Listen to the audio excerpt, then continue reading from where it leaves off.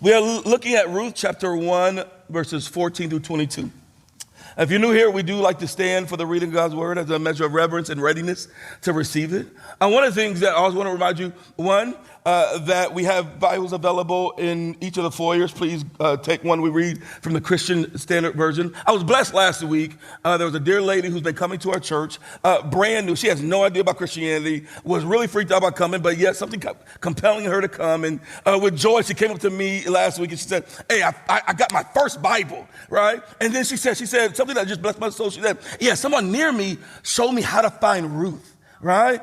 And I was like, that's the kind of church we need to have. We need to have people who have no idea what the Bible is and people who willingly show them books in the Bible. That's why I wanted to keep reminding, that's why it's a blessing to bring your physical Bible. All right? For you to learn and keep learning where to find things in the Bible, and because people are around you also learning with you and watching you as you do that. So if you're not familiar with the Bible, Ruth, you can look at the table of contents. It's on the first part of the Bible called the Old Testament. Ruth chapter 1, Ruth is the name of the book of the Bible. 1 is a big number that you're going to see bold. That's the chapter number. And then the small numbers are verses. So when we say Ruth 1, chapter 1, verses 14 and 22, that is what we are reading. And it reads like this. Again, they wept loudly, and Orpah kissed her mother-in-law, but Ruth clung to her. Naomi said, look, your sister-in-law has gone back to her people and to her gods. Follow your sister-in-law. But Ruth replied, don't plead with me to abandon you or to return and not follow you. For wherever you go, I will go. And wherever you live, I will live. Your people will be my people, and your God will be my God. Where you die, I will die, and there I will be buried. May the Lord punish me and do so severely if anything but death separates you and me. When Naomi saw that Ruth was determined to go with her, she stopped talking to her. She shut her mouth. That's what she did. Just shut her mouth. Said, I can't say nothing to this young girl. Verse 19, the two of them traveled until they came to Bethlehem. When they entered Bethlehem, the whole town was excited about their arrival. And the local women exclaimed, can this be Naomi? Don't call me Naomi. Call me Mara, she answered. For the Almighty has made me very bitter. I went away full, but the Lord has brought me back empty. Why do you call me Naomi, since the Lord has opposed me and the Almighty has afflicted me? So Naomi came back from the territory of Moab with her daughter-in-law Ruth the Moabitess. They arrived in Bethlehem at the beginning of the barley harvest. This is the word of the Lord. Thanks be to God. You may be seated. The grass withers, the flower fades, but the word of our Lord remains forever.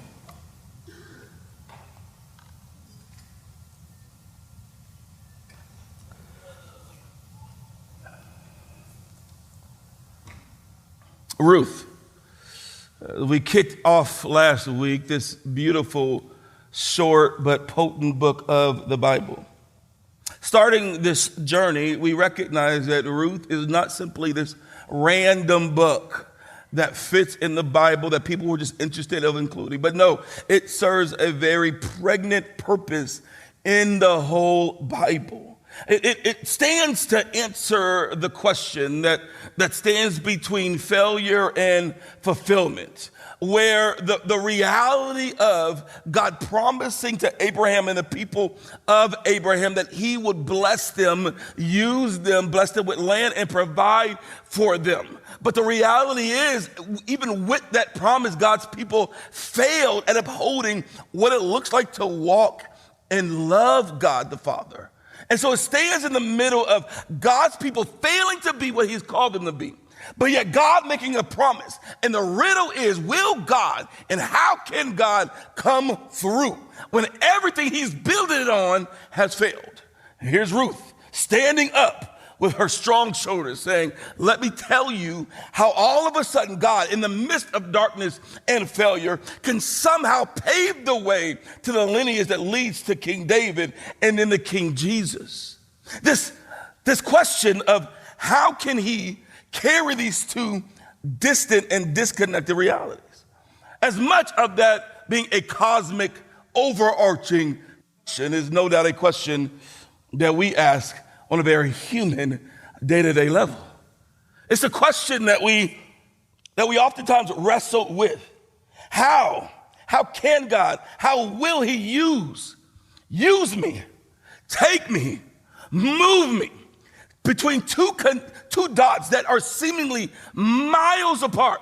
Like, how can I be the flawed, feeble, frail man and woman that I've been, who have failed in all the things, even the things that God has given me? How?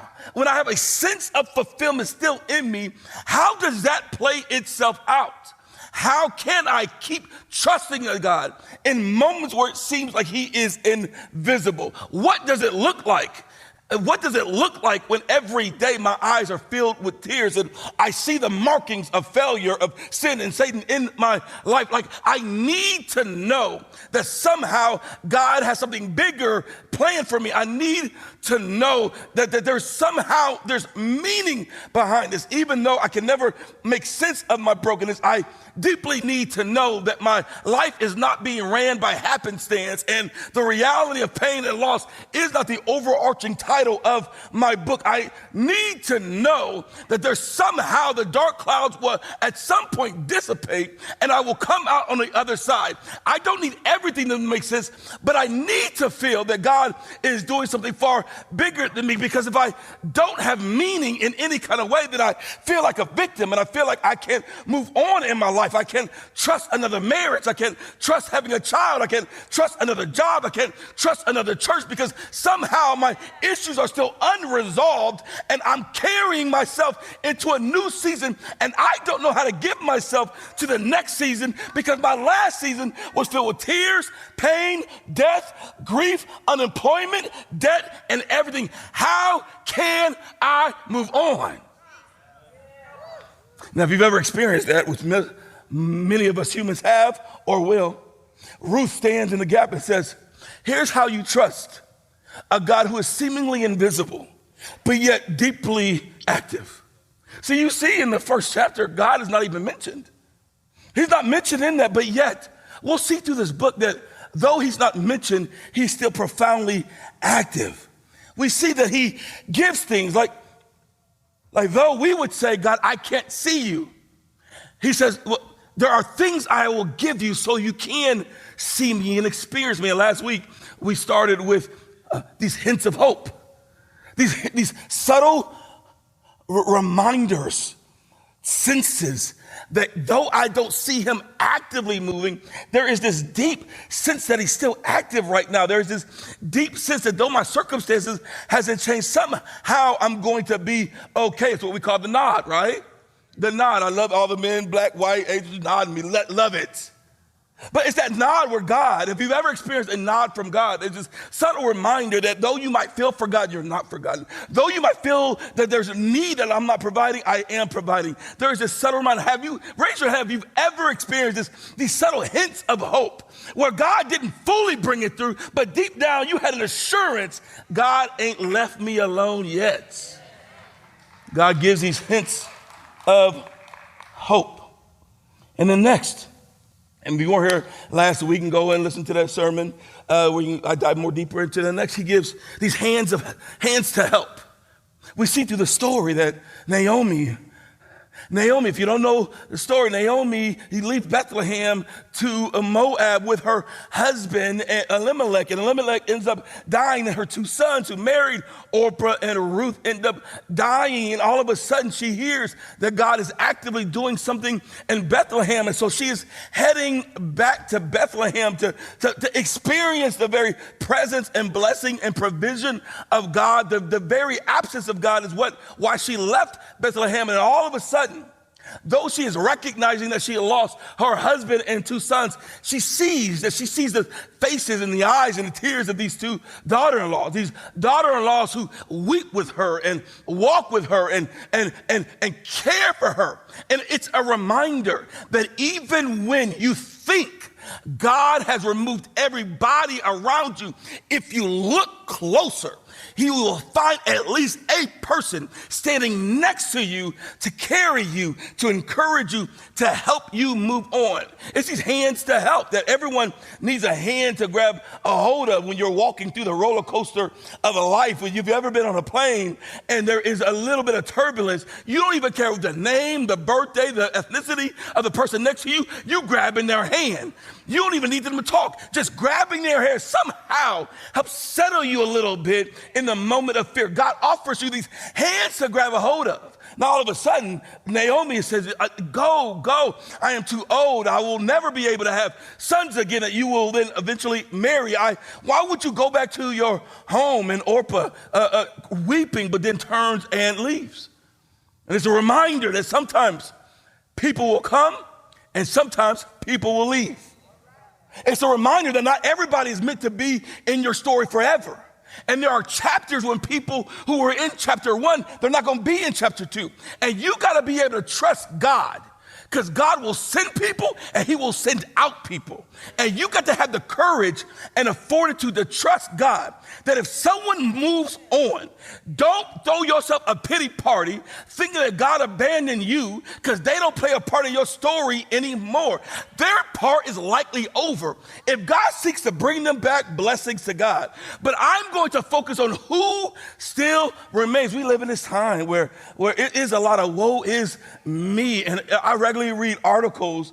I love you. I don't know why I love them, because they get on my nerves. But these articles, and most of the time, it's this article about, so-and-so got abandoned by so-and-so. Or I remember one, so-and-so left their groom at the altar for this reason, that reason. And then they went to Reddit and asked the people, were they wrong? And if you know Reddit, it's this online community. And this whole article is about Reddit people who they don't know telling, girl, I agree with you. You should have done that. Why would you do that? Everybody, but we do that. The number of people I see on Instagram, Facebook, Twitter, talking about everybody that left me. Ain't nobody with me like I'm with her. Get off of social media. Talk to your God. Stop talking about how much people left you. Now, I'm not minimizing that. You might need counseling. You might need to talk to your pastor. You might need a community group. You might need something to work through it. But understand, while that person moved on, there's somebody still right there helping you. You have to have the fortitude to trust that God will provide for you. See, Ruth covenanting herself to Naomi. She says these pregnant words that really has boggled scholars, because a Moabite is a woman. She's a Moabite. She's of the community that is idolatrous and rebellious, and not of the people of God. She is part of the people who would consider themselves outside, and God's people would consider themselves outside. But all of a sudden, you see a Ruth who looks in the eyes of Naomi and says, where you go, I will go. Where you die, I will die. This is why, even though some people leave, hear me, don't be surprised that the most unexpected person will be the biggest blessing in your life. Some of us get used to thinking it has to look like this. It has to be tall, dark, handsome. It's got to be someone with this kind of money. It's got to be someone don't be surprised if there is a Moabitess who is from a neighborhood you don't even know about, that has a zip code you don't even like, and they will come alongside and be the very voice from you. See, this is why we value this diverse church, because in this church, you will likely be serving with and in community with people who you have no other reason being connected to them outside of being part of this church. And you can't go into a room thinking because he looked like this, she act like this, she smelled like this, he had that experience, that they cannot be a blessing to you. You could be shutting off the very person that's meant to give you life if you be open to the unexpected. So Ruth, she covenants herself. She speaks words to Naomi, and this is a reminder that when God gives you hands to help you, you got to be okay.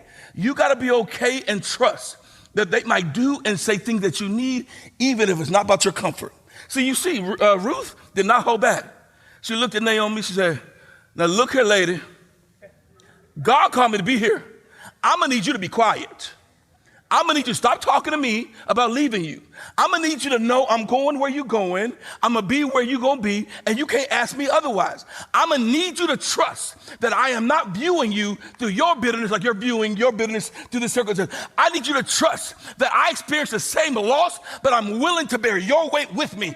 I need you to know I will say what I need to do what I need to do, so that we are both good together. I need you to know that I could move on to comfort, but I'm staying right here. And I need you to quit telling me to leave. Quit throwing a pity party. Quit talking about bitterness. Quit doing all that and look at me and know I am here for you and I ain't going nowhere. See, I think we need to redeem this idea of covenantal friendship. I think we have convenience friendships in this day. We are friendships based off of proximity, similar interests, different things. But the Bible talks about community very differently. Like the community in the Bible, it's not based off of convenience, even the similarities, it's based off of covenant. It's this reality that the people of God are meant to so covenant themselves with one another. You're not covenant yourself with everybody all the time, no. But you will have someone, and you will be someone that could look at someone in their eyes and says, I can move to another state, but I won't because you are in my life. I know y'all looking at me crazy, but I'll tell you, like I'm growing up military. I'm nomadic in nature. Every 2 years, I do want to move. It's just in my blood. And the Lord settled me. I always wanted to go back to Chicago, get down to Florida. And the Lord settled me right before I took this job. I just sat down and had a conversation with the Lord. And I said, Lord, you know what? I think you're calling me to put down roots here in the Metro East. And I'm good with that. But not only that, I remember, because one of the things that helped me was not just taking this job, but I remember talking to one of my best friends. Actually, my friend Brett, who surprised me on my birthday, walked in. And I remember him and I were hanging out. And we both have aspiration, things that could take us anywhere over this country. And maybe someday it will. But I remember him and I talked about, like, we can't leave this area right now because there's something between you and I that I can't be in another state, another city, because this together is forming me and deepening me and forming me into who God has called me to be. So therefore, I'm willing to sacrifice anything I even want so that I can have this brotherhood. There are people God will call you to you be able to say, I am covenanting myself with you. That means I am willing to risk. I am willing to endure discomfort. I'm willing to do whatever it takes for me to be here for you. The question is, will you covenant yourself to somebody when God shows you that person? Will you, is it not, again, I'm gonna remind you, this ain't everybody you meet. So you need to pray and discern. Some of y'all just covenant to everybody you meet. That's not what this is. You need to walk some of them back. That's why he left. He wasn't that dude. That girl that did, God did not tell you to covenant with her. You just liked her eyes. You're like, well, it looked like I can live with them eyes forever. That was wrong. But there are people that we have to covenant. We have to come even into this community of faith ready to lean in. This is why I always use language like, we got to be more than just people that come on Sunday. We got to be a people that so link up our lives together when we are in community serving together that we impact one another's lives. We got to be able to walk away and say, some of my close friends is who I either was in group with or served with simply because God had called me to connect with them at a deep level. God sends hands to help. And then next, he sends a home to heal. We see her. Where is she heading back to? Where is she heading back to? Bethlehem. Ain't no trick question right there in the Bible. Just read. This is not a trick question. This is not calculus. You trying to work too much out. Just read the book. Bethlehem. Going back to Bethlehem. Bethlehem is not a random place for Naomi. It's a place of home. It is the place of her people. We see that because, man, when she walked into Bethlehem, how did it describe the people? They saw her with excitement because there's something about Bethlehem that was a place of resolve and foundation and restoration. It's a place that when Naomi would have walked back in there, it has the aroma and the people and the building and the stories that kind of stir her heart. Even through the book of Ruth, you'll see this sense of returning. Because when Naomi returns back to Bethlehem, it's not merely a place. This place is meant to play a role in her returning to God, because there are some places that when you walk in, the people and the experiences in that place connect with you at a deeper level. They're able to preach sermons to your soul that you don't even realize, but you deeply sense it. You ever walk back into your childhood house? Now, good memories of the house. If you got bad memories, yes, don't go back. But those got good memories. You walk into your childhood home and you can feel it. Like you can feel like I got stories and memories, and I can feel a sense of resolve. I can feel a sense that I am fully who I am when I'm in this home, because it connects with me at a deeper level. It's this Bethlehem. It's a sense of belonging. This place that increases your chances of restoring hope again. If you've ever experienced pain and loss, much of what you're trying to grapple after is, where could I go where I can rest? Where can I go where it reminds me that though I don't know the outcome, I'm going to be all right? One place is not the place as common as it used to be, but for me, because I'm weird, but if you've been around, you know, sorry, a cough drop. Almost strangled me. O'Fallon schools, and so I went to Hinchcliffe Elementary. And O'Fallon, Hinchcliffe Hawks, I love it. And one reason why I love Hinchcliffe is, for some reason, that school served my soul. Like for years, high school, college, after college, when I moved back from Chicago, anytime I needed to go to a place where I can just settle, where I can come crying, I can come confused, but I come there, and when I sit on the swing or I shoot some baskets on the playground, somehow this little place communicates to my soul. Remember when you were little and God carried you? He's not done with you yet. Somehow this little place is able to massage hope into my soul, to ground me, to stir me, to anchor me in the more important things. The question for us is, do you have a place that when you go to, it stirs hope, it stirs strength, it stirs grace, it stirs joy? There are oftentimes when we hit in hard places, we try to move away from those places because we don't like to go to places that gives us comfort when we're really uncomfortable. Have you ever been there where you're in pain, you're uncomfortable, you don't want to hear about anybody, you don't hear nobody encouraging you, you don't know what I'm going to do, shut up. You don't want to hear no kind of word of encouragement. Someone asks to pray, can I pray for you? No, pray by yourself. People invite you over, you be like, nope, I'm not ready to come. And oftentimes you're not ready to come because you know if you walk through the doors into that place, it's going to do something in your soul that, if you're honest, you ain't even ready for. And there are times you got to be like Naomi and be like, all right, I got to go back to Bethlehem. Now, God used bread, wheat to get Naomi back. There are places that God will call you back. He'll use something convenient. You'll have this sense, a subtle sense that I got to get back to that place. I got to spend time. There are people's couches that I'll tell you, if I sit on that couch, I'm meeting Jesus all over again. Their home, the way that I experience God in their home, if I sit at their dining room table, I know I will hope more. Do you have a place? And have you gone recently? Or are you just hanging out in places that encourage despair, confusion, anger? Are you hanging out with people in places that aren't even trying to poise you into hoping more in God? God, no doubt, will give you these places. If you just pause and pay attention and just say, God, in this moment, this season, I need an atmosphere. I need to put myself in an atmosphere where it increases the chances of me growing and learning and experiencing your love. What is that for you? That's one of the reasons why we try to provide different things like care groups or even a class foundation. I told you about last week where care groups is simply a place. Is a place that allows you to get into a room with people who have pain like you have pain.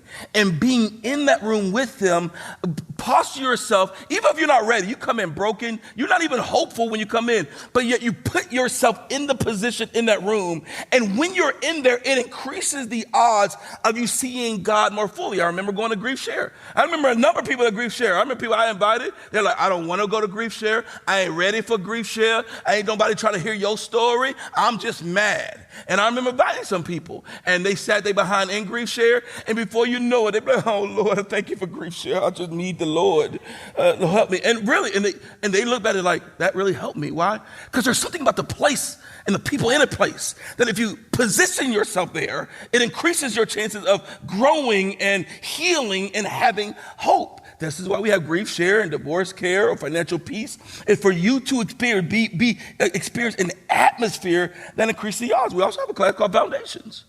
Foundations is a class that helps people who are newer to faith, or even if not new to faith, grow in your understanding of who God is and how we relate to him.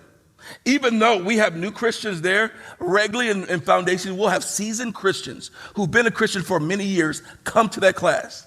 And you ask them, why are you back in this class? And they would say, because I need a renewed sense of who God is and what he's doing in my life. Recently, we had a young lady who had no Christian background whatsoever, come and had no idea what Christianity is, come to our Foundations class. And in the middle of the class, one of the facilitators were praying. She closed her eyes, and Jesus revealed himself to her. She said, I could see him and sense him. There was a warmth that carried me, and he embraced me. And in that moment, I recognized that when you take intentional time to put yourself in the place to experience Jesus, there's a great chance he'll respond and show up. Where is that place? Now, by the way, come to Foundations. I'm not promising you're going to have a dream, but God will meet you where you need to be met. Lastly, there's Hesed. You know the word Hesed. Hesed is that steadfast love of God. Hesed is the reality that God's love is a consistent love. And I would say that we have hints that hope. We have hints of hope. We have hands that help you, right? We have homes that heal you. And then we have Hesed that holds you. Hesed, it's this steadfastness of God. It's this sense that God has so covenanted himself to his people that even when they think he's abandoned them, he can't, because it would undermine the very nature of his covenantal love. It's this perpetual, pursuing, steadfast love that kicks down doors and tears down walls and climbs over mountains and swim past oceans and come into the darkness to love you. That's what Hesed, and even though it's not present, you sense this. Naomi is existing in the Hesed love of God. See, because she is part of the Ephrathites, what we talked about before. Part of the people of God. And God made a promise to Abraham, I am going to bless and love your people. And though she is in a season of deep pain and despair, God's love never stopped. In fact, you can see that as she's going back to Bethlehem, and then you see that stirred up when Ruth says these words. If you do some studies, you'll see Ruth, despite being disconnected from God's people, uses Hesed words like, I will go where you go. I will be where you be.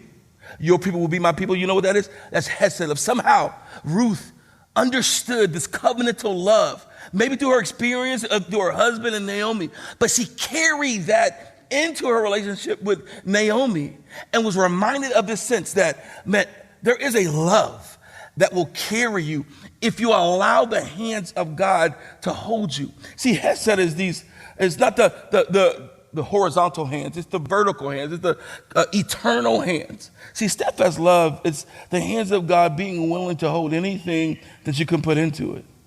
And it's the hands of God that if you put them into it, there are things that he can do with them. There are things that he can do for you. There are things that, man, you can trust the deepest pain into those hands. Like you know that deep down, I don't know what you're doing, but something about God's steadfast love that if you trust it, he can use his love to take the most shattered piece of your life and redeem and restore. Like there's a song growing up, missionary Baptist choirs love this song. They still sing it to this day. And it's a song that has words like all is in his hands. All in his hand. I put it all in his hand. Dun, dun, dun, dun, dun, dun, dun, dun. All of my problems, burdens, if I have a problem, if I have a question. And then they do this breakdown at the end. This. And all black people, yeah. We get loose over that one. We will get loose. Or don't play that song. We'll tear this whole church up on that one song. I promise you we will. Don't tempt us. But I love the song. It says this or that. Problems, burdens, questions. I put it in his hands. Like I put it in the place that I have a sense that deep down, I don't know what to do with it. And if I'm being honest, I'm scared to put it in his hands because I don't know what he's going to do, but I'm going to choose to put it in his hands. I'm going to choose to trust him with my grief. I'm going to choose to trust him in my loss. I'm going to choose to trust him in my infertility. I'm going to choose to trust him when nothing makes sense. Now, here's why I love that song, but here's why I disagree with that song. Because the whole song is, I put it all in his hands. Here's what steadfast love is. Even when you don't put it in his hands, he's taking it. See, you have to understand steadfast love. Steadfast love is the sovereign goodness of God that from the very beginning to the very end, this is why we kept talking about the garden and the city, because I need you to be overwhelmed with the overarching story, because God's love, his loving kindness, his sovereign goodness, his steadfast love is one that never, ever takes his hand off of you. And even the things you don't give to him, he says, I'm going to take it and use it. Even when you're crying, I'm taking it. I am carrying it. I am molding it. I am reframing it. Even when you don't know what I'm doing, I have it. See, the story of Naomi, you see this, that Naomi is walking in bitter. But by the end of the story, 4 chapters later, you see her whole story turn around. You see the most bitter woman redeemed, restored. You see Ruth, this Moabite, is being part of the most beautiful lineage of all time. How can God do that? Steadfast love, baby. Steadfast love. See, he says, when she walked into Bethlehem, she said, call me Mara. Well, he's whispering to everybody, her name ain't Mara. It's still Naomi, but she's just confused. She don't know what I'm doing yet, but just trust me, I'm doing it. She think her whole life is about God's hand being against her. It ain't against her. In fact, I'm already ordering her steps. The reason why she's coming back to Bethlehem, she think I'm coming back for wheat. I'm bringing her back to Bethlehem to restore her. See, God is ordering your steps. Steadfast love is God saying, I don't care where you're at, what you did, how you failed, who did what to you. I am ordering your steps to restoration. And if you just trust me, and here's steadfast love. Here's God. God says, even if you don't trust me, I am ordering your steps in ways that all of a sudden you're going to show up and you're going to look up and you're going to like, I don't know how I got here, but somehow I didn't believe God. I didn't trust God. I was angry with God, but somehow I showed up when he healed, restored, redeemed. Why? Because he ordered steps. Steadfast love. See, here's steadfast love. There's two illustrations that come to mind. I'm still wrestling with how I'm going to speak to them. So who knows? I might use both of them. Here's what we're going to do. You'll hear them throughout this whole series because there's beautiful pieces. So back at Christmas, me and my sister were debating with Shelly and my brother-in-law Kimpton. We were debating. We're going back and forth because we disagreed on some things. Here's what we disagreed on. See, my sister and I, we were raised that nothing is ever wasted. Like if you bought something, you got to maximize it, get the full use. I mean, you clean it and reuse it until it has holes. You can't reuse it anymore. So here's what we do. It annoys people, but here's what we do. We wash Ziploc bags that have been used. How many of y'all knew? Okay, see, I don't know what it is, but my mama taught us, like, you wash Ziploc. You don't throw away Ziploc bags. You reuse them. You reuse them till there are holes in them. My brother-in-law got me. He says, read on the box. Does it ever say wash them? I was like, yeah, you got me on that one. It don't say. But still, deep down, I'm going to wash them. Like, it pains me not to. It pains me. I tell people, we were talking about clothes even this week. I said, man, I was raised, if you buy an article of clothes, you're trying to get at least a decade out of that article. Like, you are treating it like, if I get 10 years, I have maximized. So that's how we were raised, everything in us. So one thing that my mom did is she made these soap balls. If you know soap balls, see, soap is, people don't really use bar soap, but we still was raised with bar soap. And bar soap, you use them. Now, by the time you're done with the bar soap, you end up with these little pieces. Now, you have most of y'all be just throwing these little pieces away. No. That's not what you do.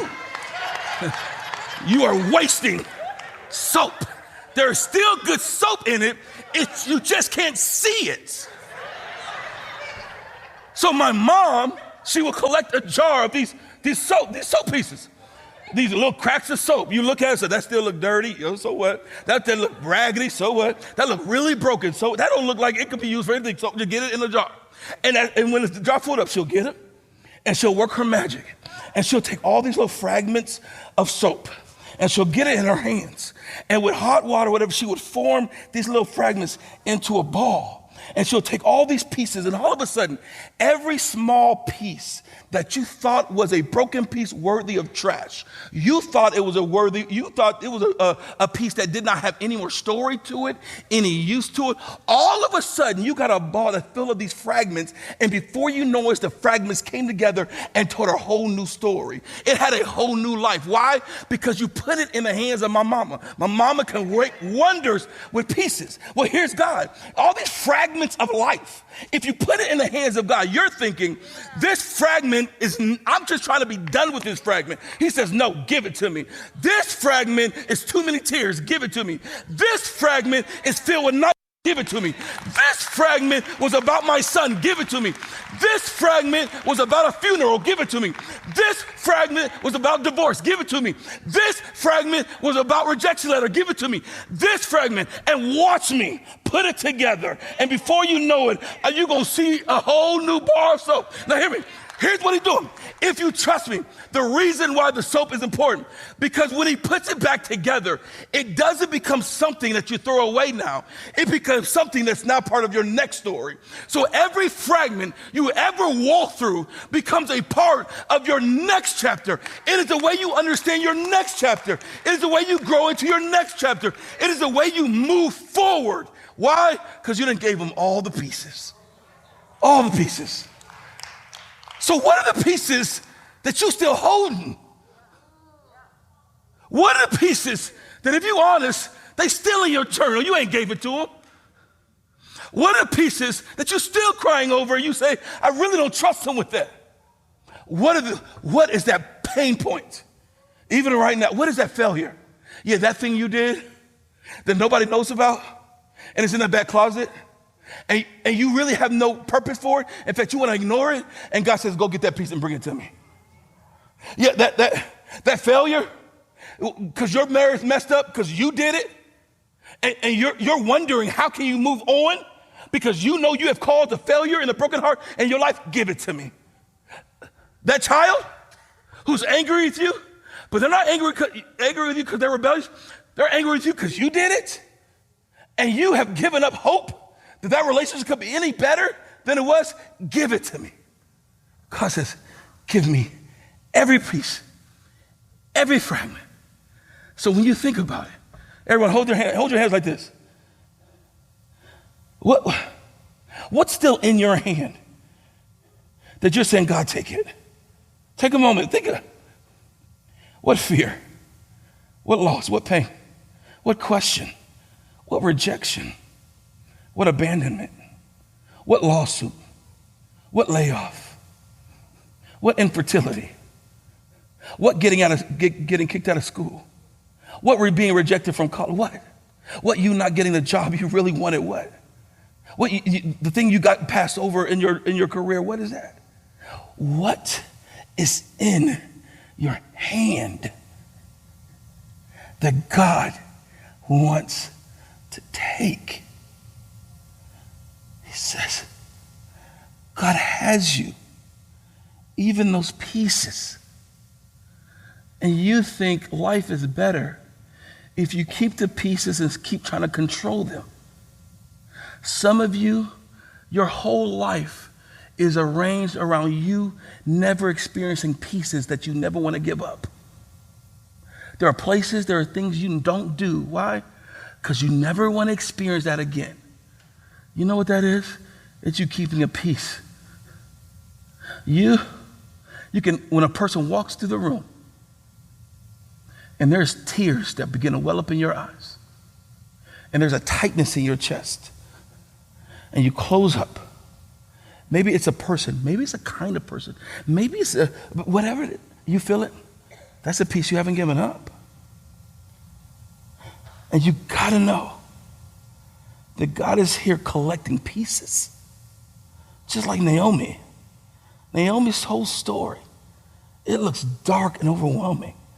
But as we'll see, God has never removed his hand from her and has taken all the pieces. He will have the pieces. He is so good and sovereign, he's going to have the pieces no matter what. So when I talk about you giving the piece, it's not because he doesn't have it yet. It's for you to decide it's worth him having and not me. It's an act of faith. It's an act of courage. It's an act of healing. I give you the pieces, not because you don't have them.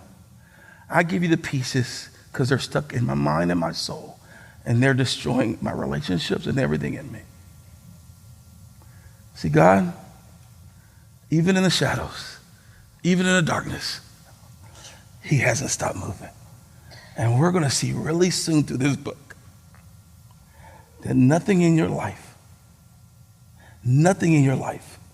can thwart the purpose God has for you.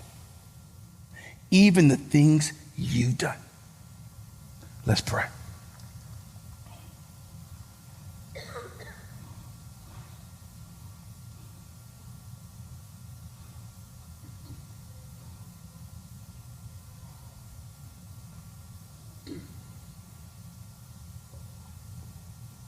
Just take a moment.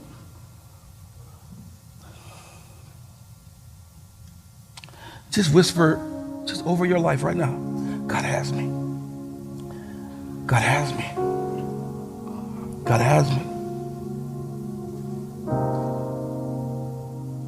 He has me. He has me in my young age. He has me in my old age. He has me in my joy. He has me in my sadness.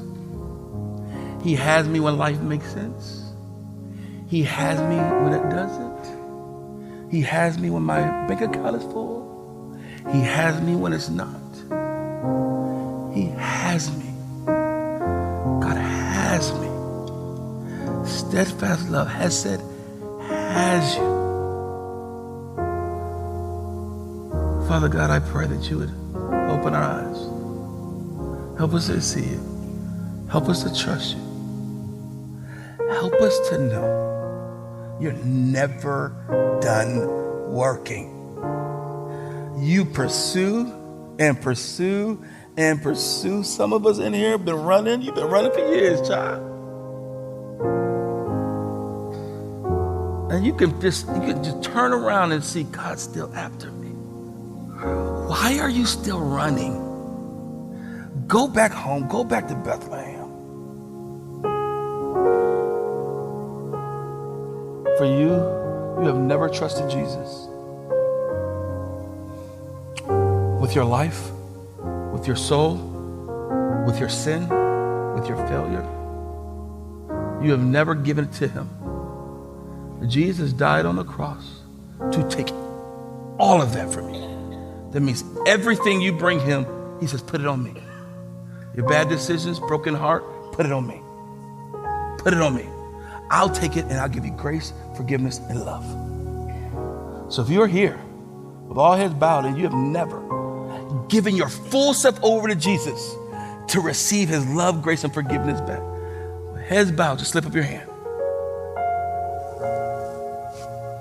Any other hand? Thank you. Bless you guys. Bless you.